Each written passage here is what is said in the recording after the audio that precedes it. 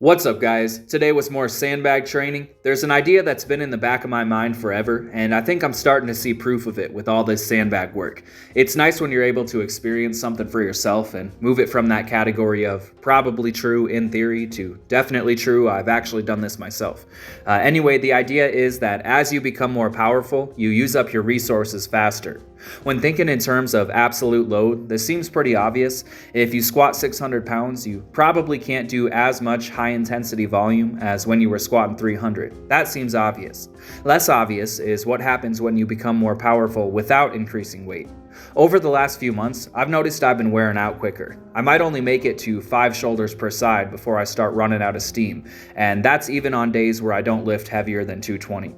A few months ago, I could shoulder 220 for twice that amount on any given day. I thought maybe I wasn't recovering from training and/or that my sleep or food intake was off, but that doesn't seem to be the case. I'm sleeping well, eating in a surplus most of the time, and even after a 7-day stretch of doing almost nothing at all during my last deload, I'm still gassing out faster. The reason behind this whole thing became clear after watching back today's footage. My power level has improved. 200 is just flying off the lap now, with so much more power than ever before.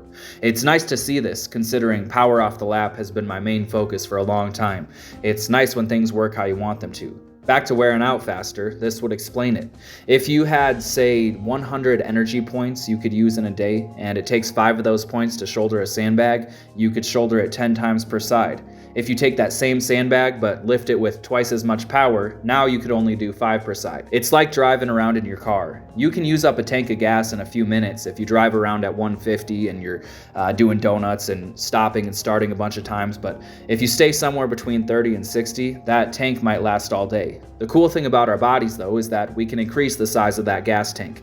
I need to dedicate some time to doing that, to increasing my work capacity so it matches this new power level. Last video, I said I was going to start doing more carries, and I think that lines up pretty well with this. So that just gives me even more reason to stick with the carries for a while. That'll probably be my plan for at least a month, maybe 2. I'll start off with a few shoulder attempts, then do lots of carries, maybe do a few high pulls in there just to keep that power level increasing, but probably just going to do lots of carries. And then every couple workouts, I'll get some work in with the 275 just to keep desensitizing myself to that weight.